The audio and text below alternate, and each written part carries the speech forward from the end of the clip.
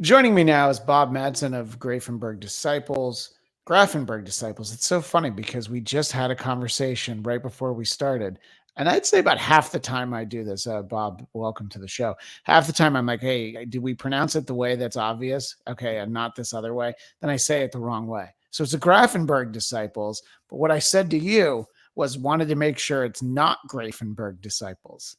So by saying that out loud, I just said the band name wrong. But and Bob is frozen already, so we've got that. But it's it's a good freeze frame that we've got there. We'll let everything reconnect and catch up and all of those things. We are talking to Bob Madsen of the Grafenberg Disciples. They have a new single called Cry a Million Tears, and we'll talk to him about that. While all this is going on, let me pop him out for a second, see if I can pop him back in. And hopefully we get Bob back because we're off to a rousing start. I had to take a call from a plumber when we started, and in the chat, Dominicus Saxon around for round 2, who I believe Dominicus Saxon is getting his second fix of the Bladtcast today. And Dominicus Saxon, important question. Are you sticking around for our Star Trek Picard after show at 2:00? And if so, do you hope that I can get any internet woes worked out? Bob, I can see Bob, but yeah. I see you there. Do you see me well, Bob? How's it going? It's a little dicey these days, but I'm gonna try something else. And I don't know because I've had some internet problems today, so it might not even be Bob. That's the worst thing, is what kind of a host am I where I'm the one with the bad internet. So hang on for a second, everybody. I'm going to switch over to my cell phone. We'll see how that.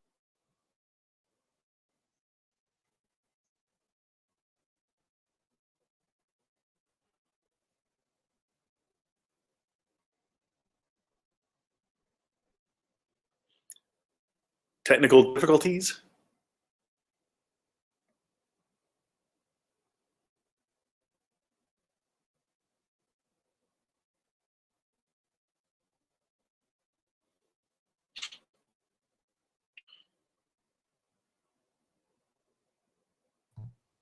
Seems like we've got technical difficulties all across the board, but doing our best here to figure it all out. Hang on one second, everybody. There you are. You see me now.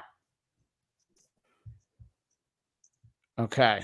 I can see you, but okay, excellent. You are still having problems. Yeah. Oh my goodness. You're you're frozen again. All right. Let's try that again. Oh my gosh. All right. Okay. Give me a moment. Let me reboot, and I'll try calling you back. Yeah. So we're all gonna try the reboot. And Dominicus Saxon says hi to Bob.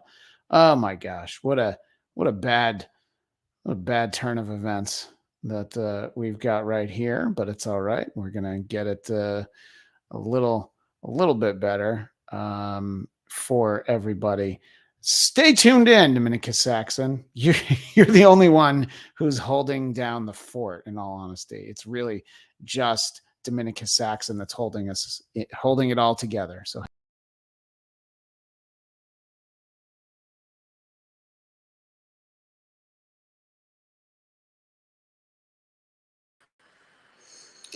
well, now I'm here, and that's the real question. But what we don't want are echoes.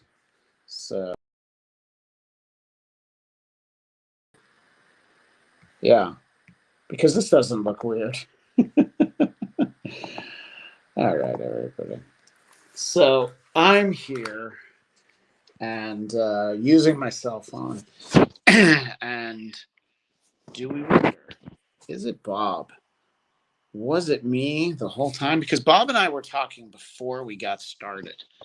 and it went so. We had a lovely 2 minutes of conversation, and I took a call from a plumber, and I'm blaming my plumber for all of this. But Dominica Saxon, do you see me well now? And do you think that we'll get this all sorted out before I do my Picard after show at 2 p.m. Pacific?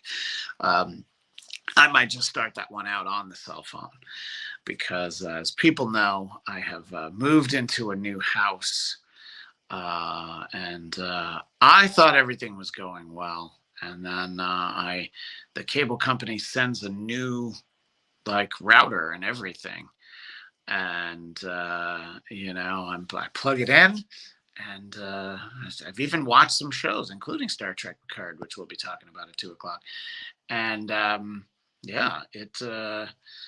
I'm not really sure, but I've got the indication that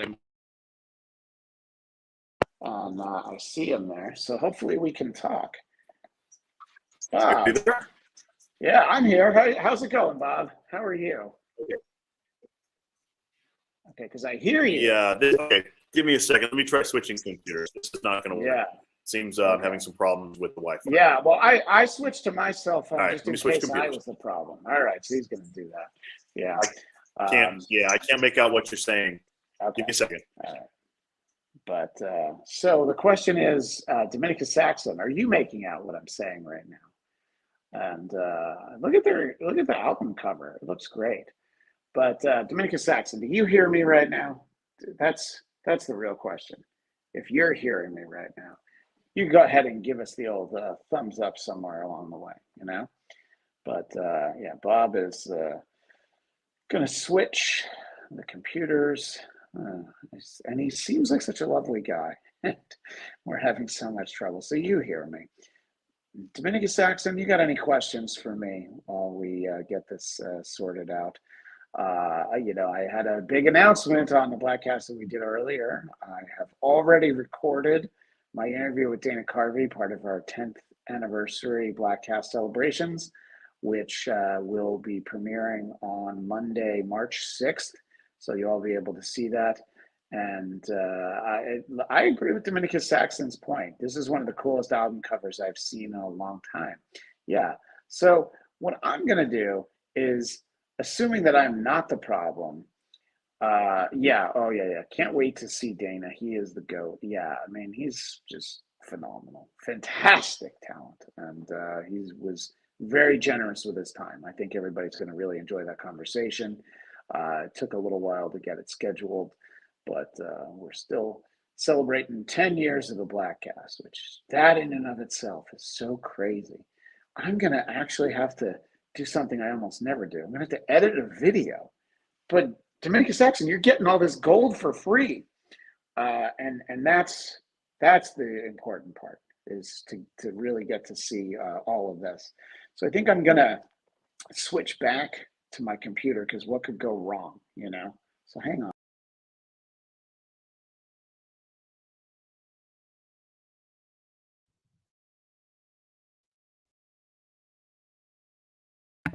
All right, so I'm here now, and don't want to make sure I'm not echoing, but I think I am. So anyway, so I'm ready. Here's what I've got. I've got my cell phone over here in case I need to switch to it. So check that out. Too much echo. I didn't turn off the echo cancellation, but this might not have been me. It might have been Bob. But you know what? I've been having problems today. I think it was me.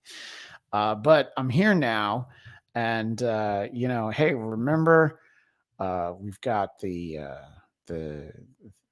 Graffenberg Disciples album, "Breathing Through My Ears," right? It was just like, wait a minute, do I need to put my glasses on? No, it's "Breathing Through My Ears," which is a pretty cool title, actually.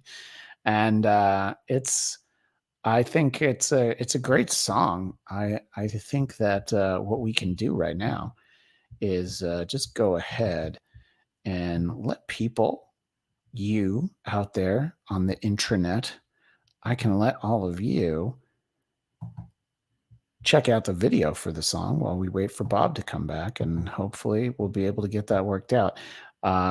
This is, I'm not going to lie, it's fairly embarrassing, but we'll see. We'll see what's happening right now, actually, because I see Bob. I see you there, Bob. You're much further away, but maybe that's going to help. So let's. We actually only one machine in the studio is hardwired to the internet, and so I had to swap machines. I'm very sorry about that. No, it's okay. You actually sound much lower now, though, so I don't know. And you know, I can always mess around with it in post, but just go ahead and you know, I mean, for Dominica Saxon in the chat, he's getting to watch all this. He's getting 11 minutes of technical difficulties, and it was complicated by Bob. I was telling people I was having technical difficulties this morning, and I thought that I had fixed them. So right away, I'm like, oh, I must still be messed up, and I might be, but to keep things extra weird, I'm actually keeping my cell phone here in case I need to switch. So here's two looks at me that people can get. So if it gets really bad on my end, I'll switch to that. So let's pretend that we're starting the conversation from the beginning. Bob, doesn't that sound like fun? Yes, it does. It's always good to get a rematch. Yeah, and when I'll repost the video and I'll take all this fun stuff out, and for the audio audience, they're gonna just get right into it. So yeah, we'll just have you project a little bit, because I think the built-in mic is not as good as whatever the built-in mic was wherever you were. I think it was because you're further away from the computer. But as long as you can hear me, I can hear you. I can always. Oh, look at that. Oh, that's a great looking microphone. Is that working for you? That's perfect, actually. Okay. I've also got I've got microphone envy. That's like the old timey radio microphones. So yeah, we bought a bunch of these for a video project for a previous band. They look really cool, but they sound horrible for anything else other than just talkback. Right. Oh yeah. You wouldn't want to actually sing in one of those, would you? No. Yeah. No, but it looks good. Yeah. Yeah, no, I remember a lifetime ago, I was an intern at Late Night with Conan O'Brien, the NBC show, and he always had a microphone on his desk. And then I found out it wasn't even plugged in, and I was like, oh, you know what? Never meet your heroes. Yeah. Anyway. Okay. So it's nice to meet you, man. Thanks for having me on board. Yeah, thanks for working through technical difficulties that I'm still not convinced weren't me. So I appreciate it. But joining me now for the first time is from the Grafenberg disciples.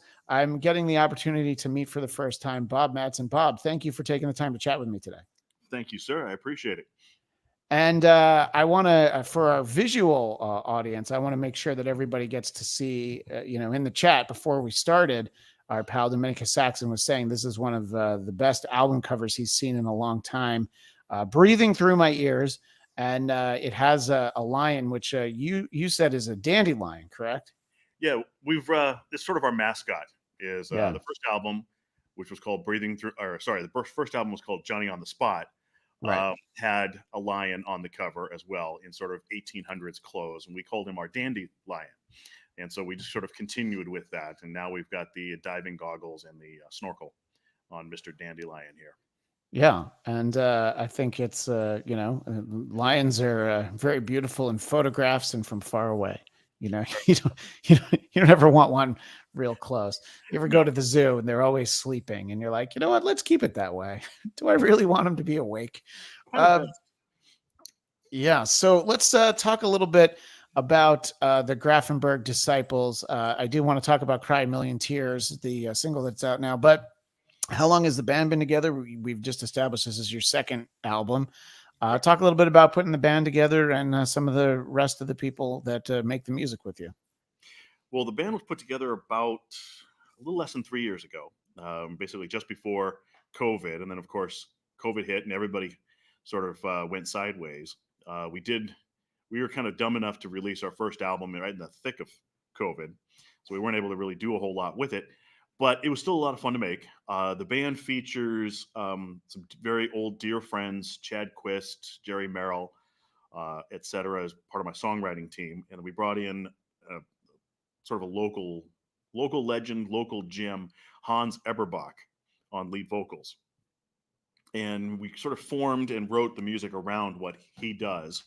And we had so much fun, we decided to do it again, and that resulted in Breathing Through My Ears. And where are you guys based out of? We're all basically around the Sacramento area, Okay.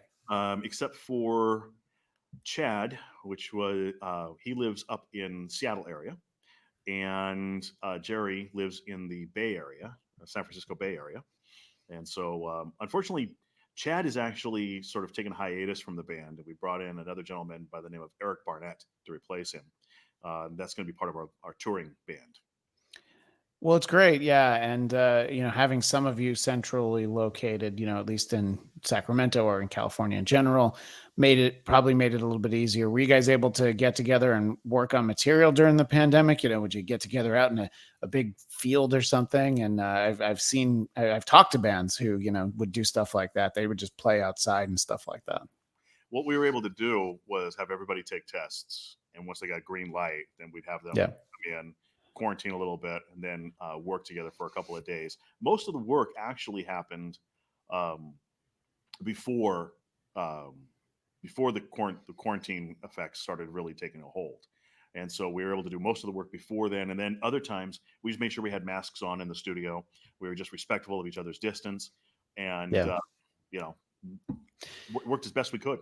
Yeah, I mean, it's interesting to think back, just a little bit less than 3 years ago now, sort of the onset of all of that, and just conversationally talking to people over the weekend, I think, just like you kind of remember the part of like, well, nobody could have tests. There were just not tests. And then it was like, at first you're like, well, you couldn't get masks either. And like, you might want one, especially, it's like basically if you were going into a doctor's office, maybe you could. And yeah, the interesting thing, I think, I think that as the pandemic went along, there were a lot more opportunities to start talking to musicians, and a lot of them were in the situation you did. I mean, bands that are up and coming, you don't really want to put out the album when maybe people aren't going to be as aware of it. They're not going to know that you're touring. A band like AC/DC or like the Scorpions, bands like that want to sit on an album for a couple years because they're going to wait. That's easy enough for them to do. So was it already ready to come out, or did you guys just decide, like, let's just put this out in the pandemic? People are home. They would like to listen to music. What was the thinking there? Stupidity. That's the best answer I could have gotten. It was essentially, we thought, oh, we'll just put this out and see what happens. Yeah. And then we had like I said, we had so much fun, we decided to do it again. The new album basically starts where the old album left off and just kind of continues to grow and develop on the basic sound of the Grafenberg Disciples.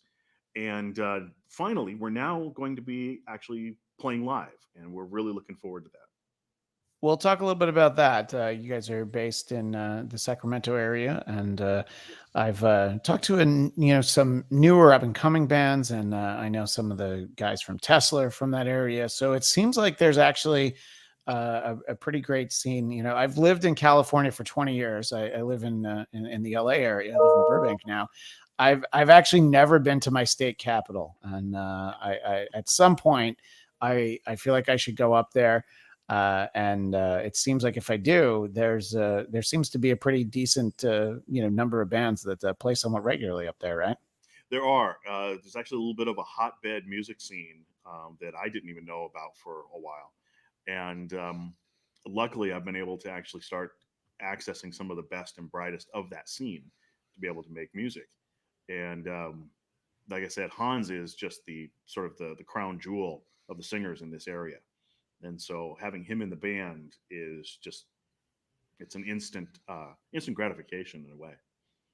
Yeah, no. I mean, I could imagine that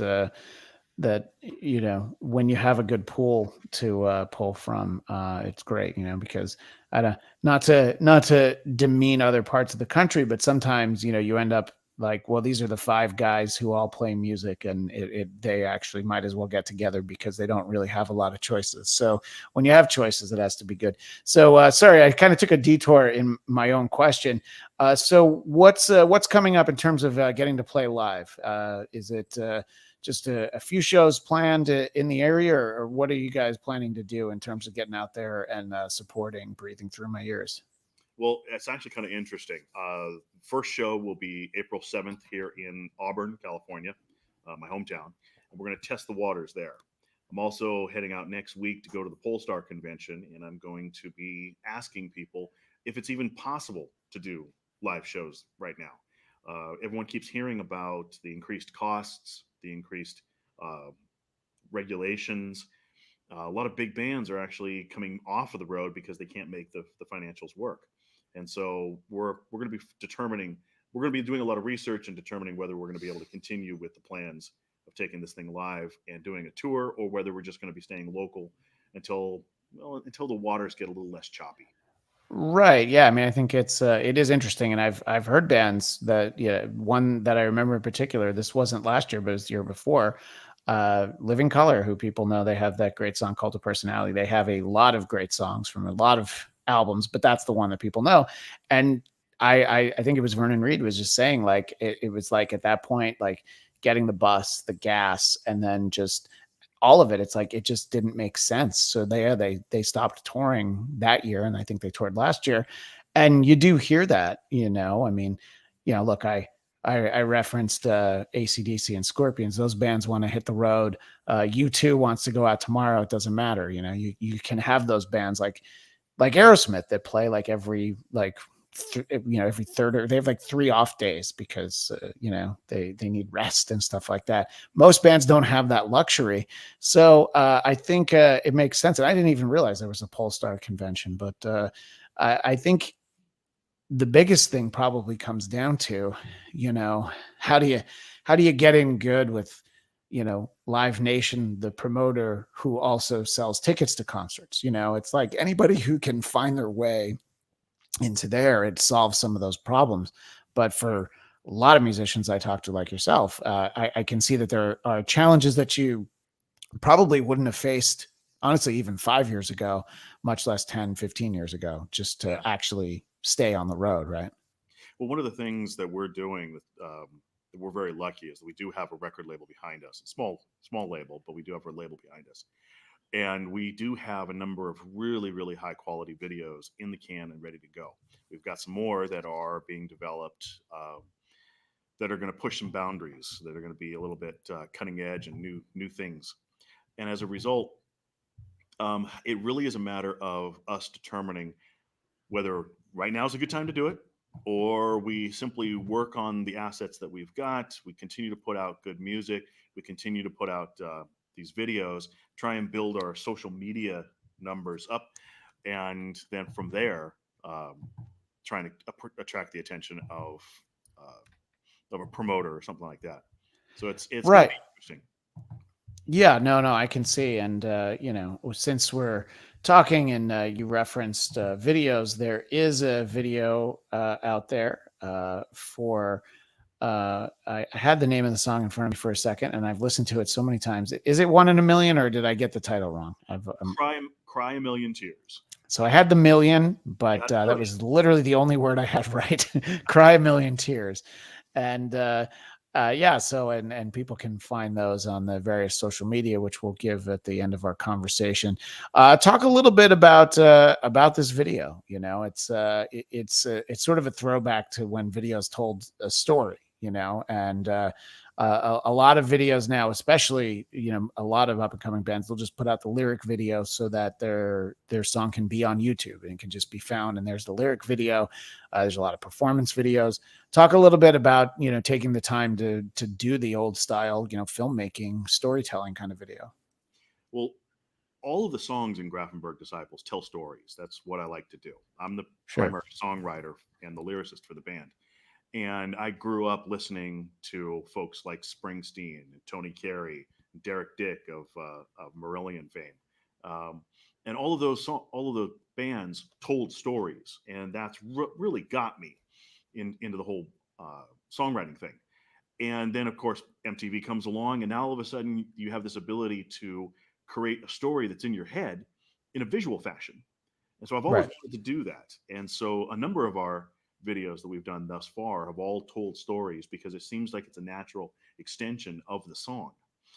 In this case, this was actually Hans's very first foray into acting. So it was quite a bit of a leap of faith for him, and it was one of my first directorial projects as well. And the thing that was so interesting about this is we were going through the first couple of takes, and well, let's face it, Hans was a little stiff. It wasn't really coming across correctly. Sure. But thanks to an amazing line producer that I was working with, and I still work with today, Arlene Barshinger, and our actress Eve Moreau. Now, Eve's been in all sorts of different movies. She's been on NCIS, Cipher, The Oath, all sorts of different TV shows. She's a regular working actress. The two of them essentially taught Hans how to act on right on set. They started working with him and bringing up emotions and having him. It was basically method acting, okay. And there's some of these parts where he's emoting to the camera and doing this. Now, Hans and I are very good friends, and so I knew where he was drawing from to get these strong emotions, this pain, these sort of mental pain centers, emotional pain Sure. centers. And I got to tell you, it was really, really hard sitting there watching one of your best friends basically dredging himself through barbed wire for this thing. And then at the end of the take, you have to go, that was great, but can we get one more take? Yeah. You know, Can you make yourself even sadder it the can, next yeah, time? It's exactly. And yeah. those were not fake tears; those were real tears that he was crying because he was reliving past traumas, essentially. And it was just And you said that this was one of the first things you directed. Was that just out of necessity that somebody needed to direct it, and you had like a vision? So you're like, all right, I guess I get to sit in the director chair. no, it's completely egomania. You already had the chairs printed with your Yeah, name on the yeah, pretty back, much. and you I were had like, the little hat with the bullhorn. Yeah, no, it was an inevitability. "Stick with me, Hans. You're going to be in pictures." You're gonna be in pictures.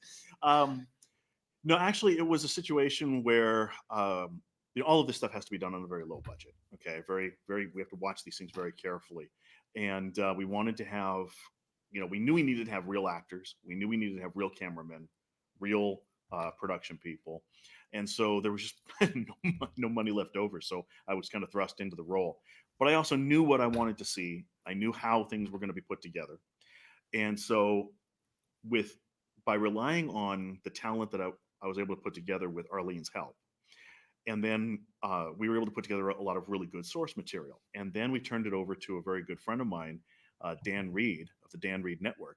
I was And just going to say, I he would did all the editing. assume that that's the Dan Reed is the Dan Reed Network. Yeah. Yes, yeah. Dan and I just completed an album last year together on another project. And in the process of doing that album, which was an absolute blast, I found out that he is an amazing director and editor all in his Oh, own. wow. And so he's actually been editing my videos now for about a year and a half. And Oh, that's great. yeah, the man is he's an onion. He's got layer upon layer He's upon layer. he's a one-man network, basically. Exactly. Yeah. So it was really cool. And so he was able to take what we had provided and he puts his own spin on things. He has a very distinct style in his editing. And it just took everything to that next level. It was wonderful to see. Yeah, no, that's We got have to be several great. I more mean, that are in the can right now that we haven't released yet that Dan also has done, ranging from what's called found footage videos to another shot video that tells a story, and there's another one that is being developed with the sci-fi author Kevin J. Anderson. Kevin and I wrote a script together I, for another video on the album, Yeah, And I'm fairly sure I've read Star Wars books written by Kevin J. Anderson yes, in my younger life. Yeah, yeah, so he also wrote all of the Clockwork Angels and Clockwork Lives and Clockwork Destiny with Neil Peart, and that's actually how we met, because one of the songs off the last album was a tribute to Neil, and when Kevin heard it, y- he reached y- out. yeah, I was going to mention that because I noticed Hans had the Rush shirt on in this video, and I remembered reading in the notes. So the previous album had a song that was a tribute to Neil. Obviously, anyone who's ever held a drumstick or also listened to a song with drums, probably has some level of appreciation. Very much so. You can meet people who honestly, maybe Getty's vocal isn't for them, but nobody's ever like, yeah, I don't know about that drumming in that band, you know? Agreed. But so talk a little bit about that. I know that, we're talking about Cry a Million Tears, but I find that to be interesting that not even remotely surprising that a group of musicians could be moved enough by the passing of Neil to write a song. But talk a little bit about that for a moment. Okay, well, the song was called No Words, and we did a video for that as well. And all the proceeds from that song and the video go to Neil's glioblastoma research fund at Cedar Sinai. And we were able to, with the help of one of Neil's best friends, we were able to put together a video that features footage that's never been seen before of his motorcycle riding on the last tour, the R40 tour. And I remember when Neil passed. Of course, nobody knew that Neil was sick except for the very, very inner circle of Rush. Right. Sure. Um, I just kept thinking, there's going to be no more words from this man. This man lived for words. That was the coin of his realm. And I couldn't believe it because I read all of his books. He was the guy that inspired me to become a motorcycle rider.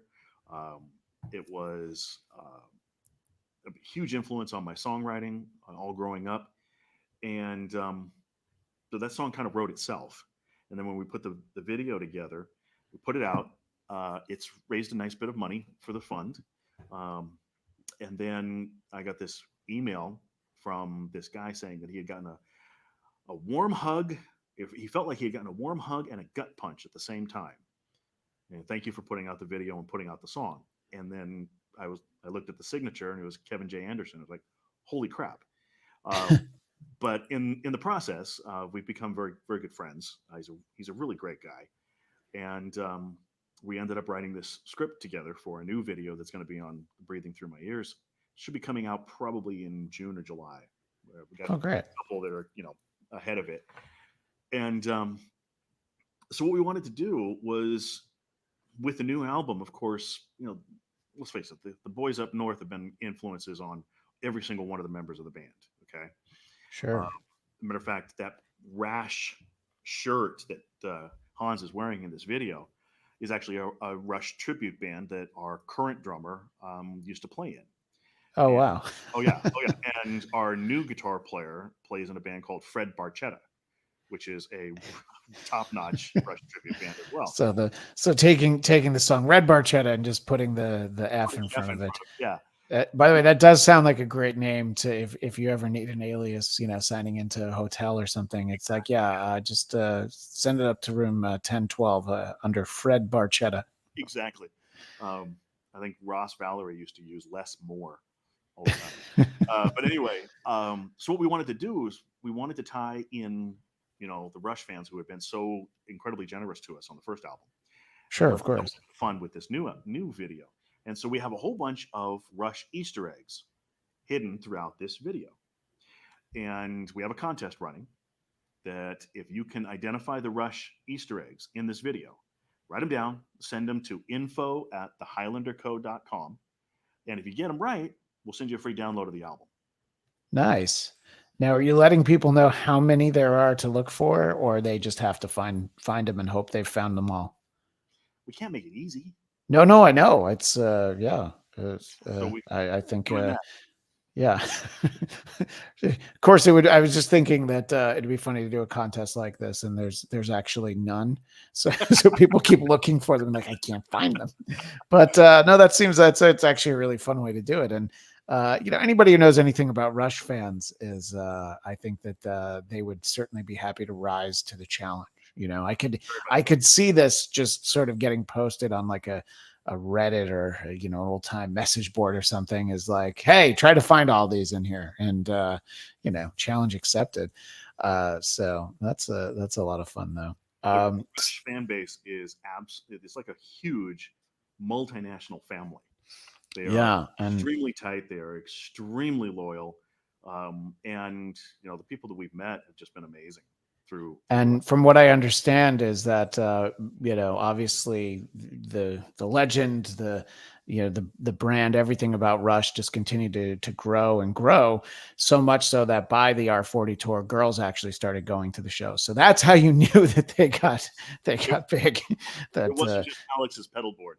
Yeah, Um, right. Yeah, exactly. It was, suddenly there was actually a line for the ladies' room, the ladies' room, and yeah. it's an interesting thing because when you think of bands who go on farewell tours and multiple farewell tours and extend them, Yes. Rush do the farewell tour, and I think that the general consensus was there was rumblings of like, hey, this might be, but they didn't sell the t-shirt that said final tour. They didn't try to do the ticket push. I mean, they were going to sell out the venues they were playing anyway, so it was fine.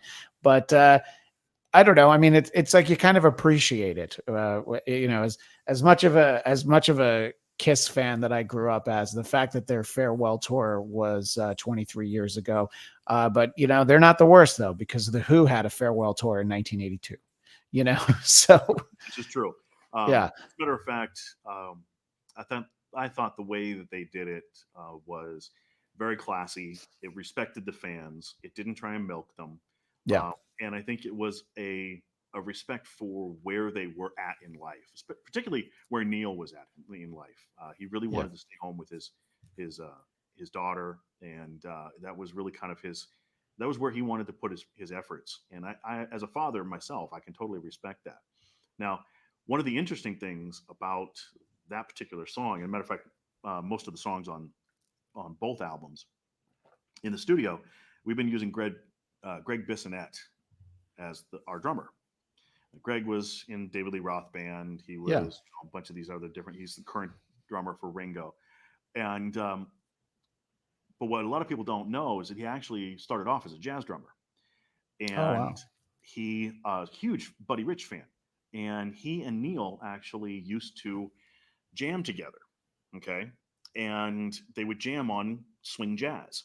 And that mutual love of Buddy Rich eventually ended up as the Burning for Buddy project, which was a series of performances in New York that eventually became a, a Blu-ray and an album and all that kind of stuff.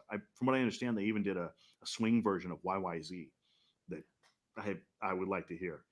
So anyway, Yeah. um, it was interesting because when we recorded the No Words song, we were, playing back the track in the control room, and I was sitting on a couch in the back of the room, and Greg's on a table off to the side. He has this little card table that he works at, and we're listening to this thing, and we're going. Everyone in the room is kind of.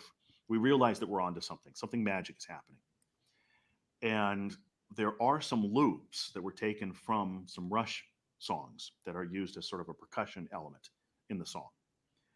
And I looked over at Neil, or sorry, at Greg, and his head was down. But he looked up at me, and his eyes were red, and tears were running down his face. Wow. And I said, stop the playback, stop the playback. I said, Greg, are you okay? And his response to me was, I never thought I'd be jamming with Neil again. And the studio was just silent. Yeah. And it was really, really powerful. So Yeah. there was a lot No, of you love in can. that room for the man. Yeah. No. No. Absolutely. You can only imagine. Wow. To shift from that for a moment, there was a great comment in the chat from our pal Dominica Saxon, and I thought this was funny. I stopped listening to new music in 1991, but I'm already checking out Grafenberg Disciples later today.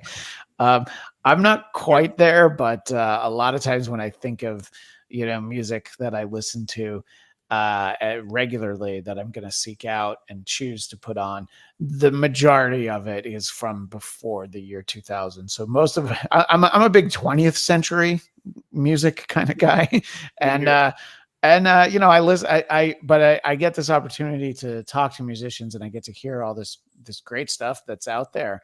You referenced, having been involved in other bands.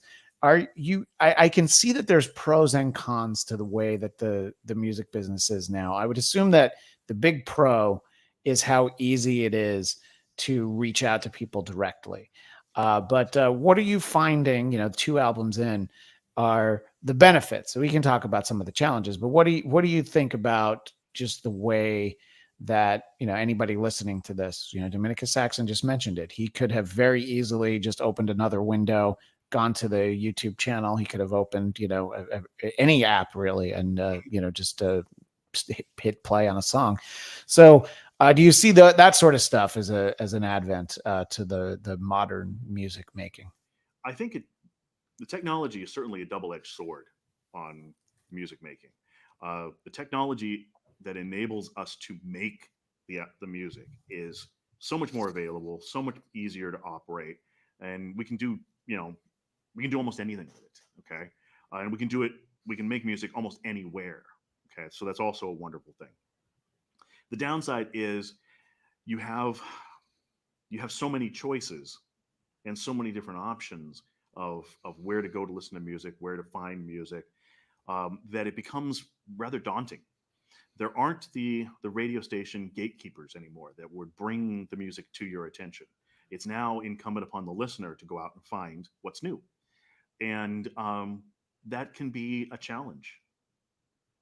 I think that's probably the biggest benefit and drawback. Yeah, and it's interesting because it's like everything is so niche. Whether you go to specific playlists on Spotify or any app, or you listen to satellite radio, there's like, oh, okay, this would be a great opportunity to find, if you like this band, then you'll like Graffenberg Disciples, you'll like, any number, but they don't really do that. And even, classic artists who've been around a long time, they put out a new album, and it's, Cheap Trick puts out a great new album a couple years ago, but it's like, if Cheap Trick's on the radio, it's going to be one of 3 songs, and they're all 45 years old. I mean, well, maybe The Flame, which is from 1989, but other than that, you know what I mean? And it's like, so for bands who have the built-in history and they have proven fan base, even they don't get it. So yeah, I can see that being a challenge, but I guess the other thing is, if somebody does like it, they can contact you, anybody in the band. They can share it, they can, put on their social media, like, hey, check out this song by Grafenberg Disciples. So I think that connectivity, because it was like, information was, you were right, there were the gatekeepers in the good way of, hey, I like this, check it out. But then you had the other kind of gatekeepers that were like, yeah, I'm not playing that, because Agreed. it's not cool enough. And I mean, it goes back 30 years now, but it really revolutionized when people still bought physical media as like the only way they could get it, when they started using that. It was a sound scan system where it was like the number 1 on the chart was the album that sold the most. It wasn't like not radio. Well, I don't know if radio, no, but it was record stores would be like, yeah, we sold the most of this. Yeah, that's our number 1, And it was like, okay, we trust them because people in the music industry don't lie. Oh, never. Oh no. The next person in the music industry who lies will be the first one to do it. So, yeah, and I can only imagine how frustrating it is to, just try to get out there. But being able to do shows, hopefully that does work out, because that is a great way, to one of the things that we have actually going for us is, while it is putting out new music, we have this sort of comfort level to our music. A Yeah. lot of people, like you say, go back and listen to stuff that's 30, 40 years old because that's what they remember. There's a certain comfort to it, Sure. Yeah. very comforting. Well, with our music, we let's face it, we grew up listening to the same things, and these things have sort of filtered through into our music. So when you hear us, you're going to hear Peter Gabriel, you're going to hear Mark Cohn, you're going to hear Tony Carey, you're going to hear Sam Cooke, um, Go West, Level 42, all of these wonderful pop and rock and prog bands, Rush, Marillion, Genesis, things like that. And it's going to, what we're hoping is that it's new, it's something you haven't heard before, but it's something you already know that you like. You're going to know that you like it before you even listen to it. Okay. We call it prog that your girlfriend will like. Which you definitely have to stress that. Yeah, it's sometimes it's not a negative in any way. If like for Dominicus Saxon's point, since he was the one in the chat who said this, if he listened to the new album and he thought, hey, this sounded like it was made in 1991, to him that would be a huge advantage and he would really like it. I think somebody could say that in a way where it's meant in a demeaning way, and for me it never means anything. It's like, oh, this sounds like it could have come out in the 70s. To me, that's an accomplishment. That's like, yeah, you did it right. You made it feel that way. It got the feel of when I listened to stuff that was from the 70s. And I think when it's a great point that you made, Bob, that the idea of the influences all being the same, of yes, everybody in the band, but for those of us who grew up in the 80s into the 90s, I mean, you think about, I've talked to other musicians about this, what top 40 was, which in a lot of ways is a terrible format, but there's like that minute in time where top 40 meant like Madonna, but it also meant Duran Duran, it meant Van Halen, maybe even Billy Squier.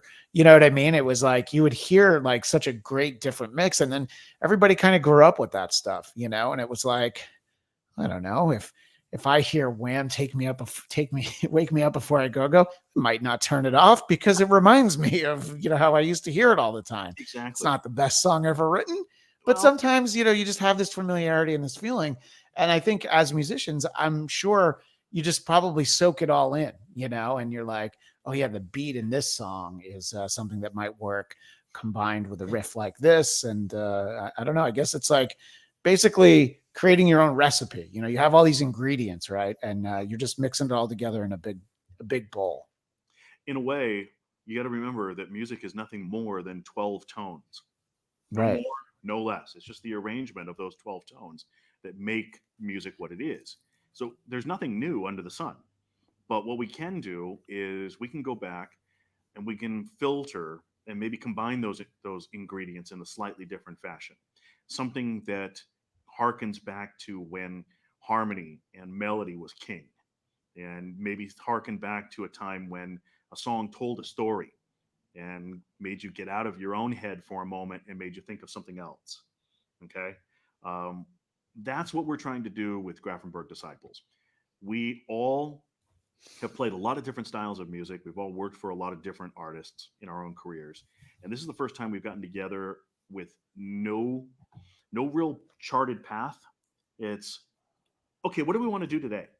Like Neil used to say, what is the most excellent thing I can do today? Okay. Right. Sure. We are actually doing what is the most excellent music I can do today? And that might be a samba tune. Like on the first album, there actually is a samba tune, a song called "The Girl with the Broken Smile." That one is it was harkens back to old Dave Grusin and Lee Ritenour jazz stuff that I used to listen to, that I always wanted to do. And so, what the hell, we did it, and it turned out wonderful. The new album has stuff that's very Peter Gabriel esque. There's influences from South Africa. There's rock influences. There's a very, very heartfelt tribute to my personal mentor, um, the engineer and producer Tom Size, that is very progressive. But if you see behind me, over on that side over there, There's a big mixing board hanging on the wall. Sure. Yeah. That was Tom's. Oh, Tom wow. passed away in 2017, but he was, some of your listeners may know the name from his work on Journey's Escape and Frontiers albums and Mr. Big. He did all the Mr. Big albums. He did a lot of the Y&T and a lot more of the Journey and the solo projects from Journey. Big Bay Area guy. And, we don't put a limitation on what we're trying to write. It's a matter of where do we want to go today? Yeah, well, I think that's a great way to look at it, and I think as creators of music, I can see that approach. I think as listeners of music, we make our decisions on, you know, I'm going to be in the car for an hour. What do I want my mindset to be? Am I already pretty angry about my day? So do I want to vent that out, or do I want to try and calm down from it? Do I just want to have fun? And I think it's a great way to look at music as a consumer in the sense of listening, not consumer in terms of like, a paying customer, but that too. We referenced how, it's great to be able to keep in touch with, musicians these days, trying to explain to the kids today that you had to wait for, Circus Magazine or Hit Parader to know what was going on, know if bands were even on tour. Now you can find out everything. The Grafenberg Disciples, on Facebook and Instagram at the Grafenberg Disciples. I see that Twitter is TG Disciples because of presumably the character limit. And just they can find Grafenberg Disciples on YouTube, and you guys have a website. Is there anything else I'm missing? Are you guys on TikTok? I don't really know TikTok, but I know that it's a good place for music. So I don't want to leave anything out. I want to leave every stone turned over. From what I understand, yeah, we are on TikTok, although Right. I really don't know that much about it. But there is one interesting thing to point out. If you look at most not musicians, but most people that are really interested in music, they don't get pigeonholed the way that the record industry wants them to. Right. The record industry seems to have gotten on this specialization trip where if you're listening to heavy metal, then they think that's all you listen to. Or if you listen to pop, that's all you listen to. Yeah, that's complete and total BS. My record collection goes from jazz to rock to funk to hip to metal to classical, all and new age, all over the place. And I find that most people that listen to music these days have the same thing. They're 1 minute they're listening to hip hop, the next minute they're listening to new metal, or after that they might be tripping on some EDM, or they're listening to new country. It's just a matter of what you have at that particular moment or what you want to listen to at that particular moment. That is both the boon and the bane of the industry, is that you've got so many choices. You've got so many different options.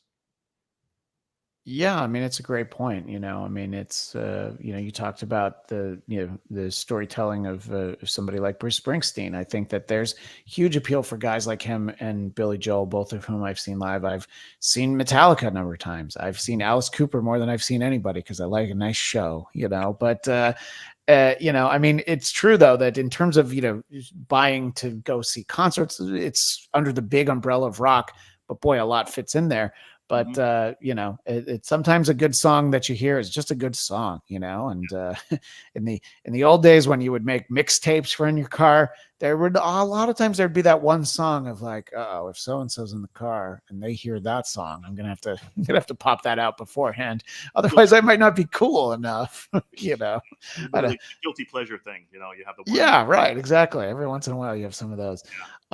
Well, Bob, I'm so glad that we were able to work through some tech issues in the beginning, and it's been wonderful getting to chat with you of the Grafenberg Disciples.